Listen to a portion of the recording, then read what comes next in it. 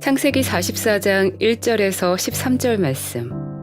요셉이 그의 집 청지기에게 명하여 이르되 양식을 각자의 자루에 운반할 수 있을 만큼 채우고 각자의 돈을 그 자루에 넣고 또 내 잔, 곧 은잔을 그 청년의 자루 아귀에 넣고 그 양식값 돈도 함께 넣으라 하매 그가 요셉의 명령대로 하고 아침이 밝을 때 사람들과 그들의 나귀들을 보내니라.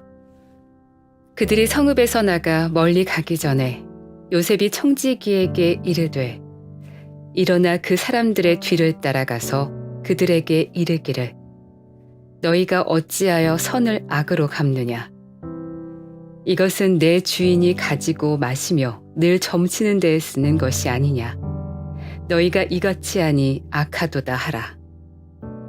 청지기가 그들에게 따라가서 그대로 말하니 그들이 그에게 대답하되 내 주여 어찌 이렇게 말씀하시나이까.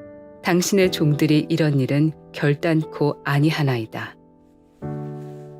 우리 자루에 있던 돈도 우리가 가나안 땅에서부터 당신에게로 가져왔거늘 우리가 어찌 당신의 주인의 집에서 은금을 도둑질하리이까. 당신의 종들 중 누구에게서 발견되든지 그는 죽을 것이요 우리는 내 주의 종들이 되리이다. 그가 이르되 그러면 너희의 말과 같이 하리라. 그것이 누구에게서든지 발견되면 그는 내게 종이 될 것이요 너희는 죄가 없으리라. 그들이 각각 급히 자루를 땅에 내려놓고 자루를 각기 푸니 그가 나이 많은 자에게서부터 시작하여 나이 적은 자에게까지 조사하매 그 잔이 베냐민의 자루에서 발견된지라. 그들이 옷을 찢고 각기 짐을 나귀에 싣고 성으로 돌아가니라.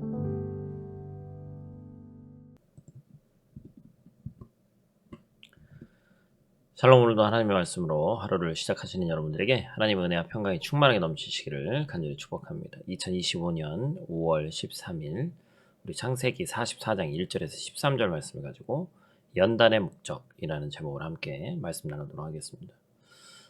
심각한 범죄를 저지르는 이 사이코패스 그런 사람들을 상대하는 이 프로파일러들이 있는데 사람을 뭐라고 표현하죠? 사람은 고쳐 쓰는 게 아니다. 이렇게 얘기합니다. 대부분의 범죄자들이 큰 범죄를 저지르고도 죄값을 받더라도 거기에 대한 죄책감과 미안함을 느끼지 않는 인간들이 참 있죠.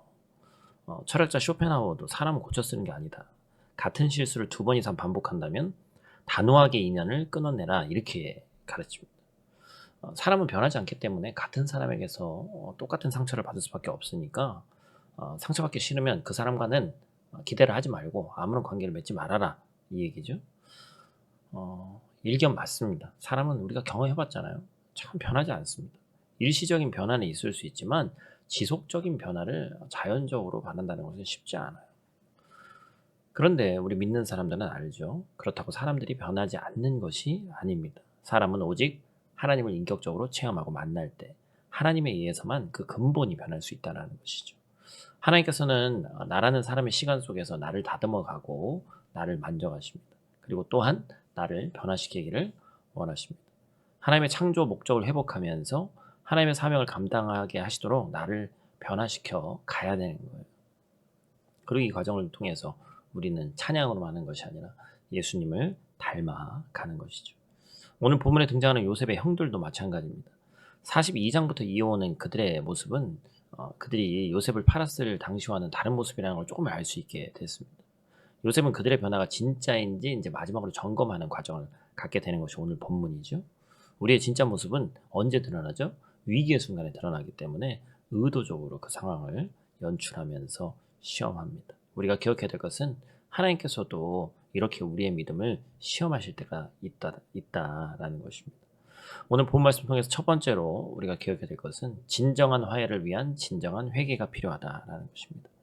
요셉의 형제들은 이제 창세기 42장에서 자신들의 돈이 도로 자루에 들어있을 때 이 일 때문에 신문받게 될 것을 두려워하면서 다시 막내 베냐민까지 데리고 양식을 구하러 애굽에 갔습니다. 그런데 이유를 알 수 없는 애굽 총리의 환대로 그들은 즐거워했고 그렇게 창세기 43장이 마무리됐어요. 그리고 이제 본문이 시작되는 겁니다. 오늘 본문의 이 시작은 접속사 이 와우 동사라는 것으로 시작하는데 이 접속사 와우는 이전의 사건이 마무리되고 새로운 사건이 일어나는 히브리어 이 어떤 그 표현이에요. 그래서 우리가 그것을 좀 기억해 놓으면 좋겠습니다. 본문 1절 말씀 우리가 함께 읽죠. 요셉이 그의 집 청지기에게 명하여 이르되 양식을 각자의 자루에 운반할 수 있을 만큼 채우고 각자의 돈을 그 자루에 넣고 또 내 잔 곧 은잔을 그 청년의 자루 아기에 넣고 그 양식값 돈도 함께 넣으라 하며 그가 요셉의 명령대로 하고 뭐 돈을 돌려준 것은 참 좋은 의도일 수 있지만 이제 마지막 시험이 시작되는 겁니다. 요셉이 얼마나 그 형제들이 서로를 사랑하고 또 아버지를 사랑하는지 알 수 있는 것을 이제 작전을 세우는 것이죠. 자루에 양식을 운반할 수만큼 채우라고 그러고 다음날 형들이 아무것도 모른 채 잡혀있던 시므온과 함께 이제 룰루랄라 집으로 가는 거예요. 13년간 아무에게도 말하지 못하고 죄의 무거운 짐을 지고 살아갔던 형들을 위한 요셉의 마지막 시험이었습니다. 그 시험은 막내 베냐민의 자루에 몰래 은잔을 넣어놨습니다. 그 당시 애굽에서 사용하던 은잔은 종교적인 의미가 담겨 있다고 합니다. 요셉의 청지기의 이 설명에 의하면 주인이 가지고 마시며 점치는 데 쓰는 물건이에요. 중요한 물건이라는 것이죠. 이것은 이제 형제들에 대한 어떤 복수나 보복이 아니죠. 형들에게 기회를 주는 겁니다. 동생을 팔아버렸던 일은 그들에게 비밀이었죠. 그들은 알면서도 모른 척 지금껏 살아왔습니다. 아버지 야곱에게뿐 아니라 자신들의 아내와 자녀 그리고 막내 베냐민에게까지 비밀로 했을 거죠. 자신들을 억누르는 그 무거운 짐으로부터 형들을 해방시키기 위해서 진정한 화해를 위해서 필요한 것은 뭐라는 걸 깨우쳐주기 위한 거예요? 바로 회개다라는 것이죠. 이후에 요셉의 고백을 통해 우리가 알 수 있지만 이미 요셉은 하나님 안에서 자신의 결핍과 상처가 완전히 회복된 사람이었습니다. 하나님 안에서 누리는 자유함을 형들에게도 동일하게 깨닫게 하고 싶었을 거예요. 혹여나 죄책감이 나와서 이후에 다시 원래 형제의 관계를 회복하지 못하는 불상사가 일어나지 않도록 하기 위해서 형들이 해결해야 될만 하는 문제에 대한 어떤 그 요셉의 배려라고 할 수 있죠. 사랑하는 성도 여러분, 하나님께서 우리에게 주시는 연단의 시간은 나를 향한 하나님의 배려인 줄로 믿습니다. 하나님과의 완전한 화해를 위해서 우리에게는 완전한 화해가 필요한데 죄책감과 그로 인한 사단의 속임수에 빠져서 절망 속에 있는 나를 회복시키기 위한 하나님의 은혜다라는 것을 기억하시길 바라요. 그래서 오늘 이 말씀을 함께 묵상하면서 모든 성도가 하나님의 시험과 연단 가운데서 완전한 회개를 통해 하나님과의 완전한 회복을 경험하는 저와 여러분들 되시기를 간절히 축복합니다. 오늘 본문을 통해서 두 번째로 기억해야 될 것은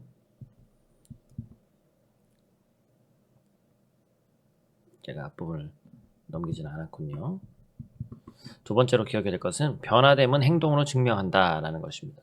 요셉의 형들이 요셉을 팔아버리던 그때와 완전히 달라졌죠. 동생을 향한 분노와 질투를 가지고 있던 모습은 완전히 달라지고 서로 아주 혼연일체가 되었습니다. 7절에서 9절 말씀인데 한번 같이 읽죠. 그들이 그에게 대답하되 내 주여 어찌 이렇게 말씀하시나이까. 당신의 종들이 이런 일은 결단코 아니하니이다. 우리 자루에 있던 돈도 우리가 가나안 땅에서부터 당신에게로 가져왔거늘 우리가 어찌 당신의 주인의 집에서 은금을 도둑질하리이까. 당신의 종들 중 누구에게서 발견되든지 그는 죽을 것이요 우리는 내 주의 종들이 되리이다. 앞으로 일어날 일에 대한 복선이죠. 그러면서 이제 내가 아니라 우리를 강조하는 모습을 보여주죠. 서로의 잘못에 대해서 누군가를 탓하고 배신하는 것이 아니라 함께 그 짐을 짊어지고 나가겠다. 서로 시기하며 질투하던 모습이 참 감사하게 찾을 수 없게 된 거예요. 그러면서 어찌 보면 서로의 결백을 신뢰하고 목숨과 자유까지도 걸면서 이제 시험하는 그 장면이 되는 것입니다. 그래서 이제 계속해서 이어지는 시간에서 읽지는 않겠습니다. 10절에 보니까 이제는 나오기만 하면 이건 뭐 그 사람에게 죄가 있고 너희는 죄가 없다. 의도적인 것이 베냐민 자료에 은잔이 들어있기 때문에 그렇죠. 막내. 만약 막내 베냐민 자료에서 은잔이 발견되면 베냐민이 노예가 되거나 죽어야 되는데 그런 베냐민에게 다른 형제들이 어떻게 행동하는지를 보기를 원하는 거잖아요. 그죠? 떳떳했던 그들은 장자 르우벤부터 한 명씩 자루를 쭉 열었는데 막내 놀랍게도 베냐민의 자루에서 은잔이 발견됩니다. 큰 문제 앞에서 이 형제들의 반응이 어땠죠? 그냥 뭐 요즘 말로 하면 손절 이게 아니라 13절 말씀에 보니까 옷을 찢고 다 모아가지고 다시 이제 돌아가는 거예요. 마치 사랑하는 아들 요셉이 죽었다는 소식을 듣고 옷을 찢으면서 슬퍼했던 아버지 야곱처럼, 그죠? 그들도 자신들의 상황에서 할 수 있는 가장 큰 슬픔의 표현을 하는 것이죠. 걱정스럽게 이 베냐민을 보냈던 아버지 생각도 났을 것이고, 그들이 팔아버렸던 요셉 생각도 났을 것입니다. 자신들의 목숨을 거는 것이죠, 그죠? 그래서 우리라는 그 표현한 대로 이제는 형들이 진정으로 바뀐 것이죠. 이들의 입술의 고백이 거짓이 아니었습니다. 요셉이 하나님 앞에서 살았던 시간을 형제들도 보냈어요.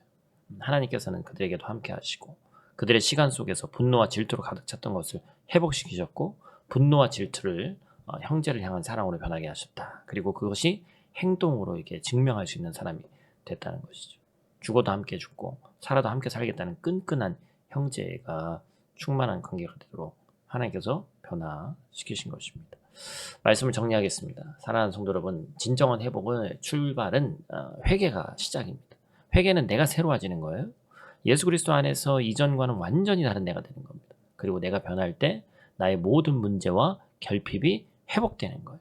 이 회복은 오직 어디서만 가능하다고요? 하나님 안에서만 가능하다.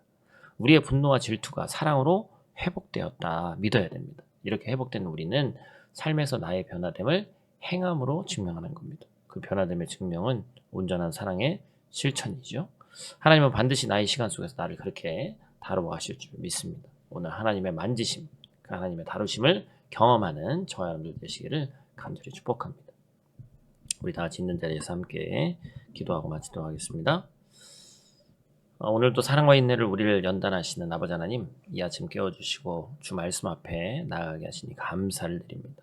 인간의 생각으로 사람은 변하지 않는다고 말하지만 사람은 하나님을 진정으로 만날 때 변할 수 있음을 믿습니다. 요셉의 형들이 진정한 회개를 통해 변화됐던 것처럼 우리 또한 하나님의 은혜 가운데 변화될 수 있도록 하나님 도와주시옵소서. 우리 진짜 믿음이 말이 아니라 위기 속에서 드러나는 줄 믿습니다. 우리가 회개 자리에 서게 하시고 그 회개가 삶의 변화로 이어지게 하여 주시옵소서. 분노와 질투가 사랑으로 바뀌는 은혜를 경험하게 하시고 내 안에 감추어진 죄책감을 주님 앞에 온전히 내어놓고 참된 자유와 회복을 누릴 수 있도록 하나님 도와주시옵소서. 오늘 하루의 삶 속에서도 주님이 나를 다루시는 손길을 믿고 의지하게 하시고 변화된 모습으로 주님의 사랑을 증거하는 하루 되게 하여 주시옵소서. 특별히 오늘부터 우리 남장년, 특별히 직장 신방이 시작됩니다. 하나님 세상 가운데 하는 일터이지만 그 공간이 하나님의 축복이 풍성히 임하는 공간이 되길 원하고, 부족한 종 가서 짧은 시간이지만 함께 교제하고 기도할 때 사랑하는 우리 형제들이 큰 힘 얻을 수 있도록 하나님 도와주시옵소서. 예수님 귀하신 이름으로 기도드립니다. 아멘.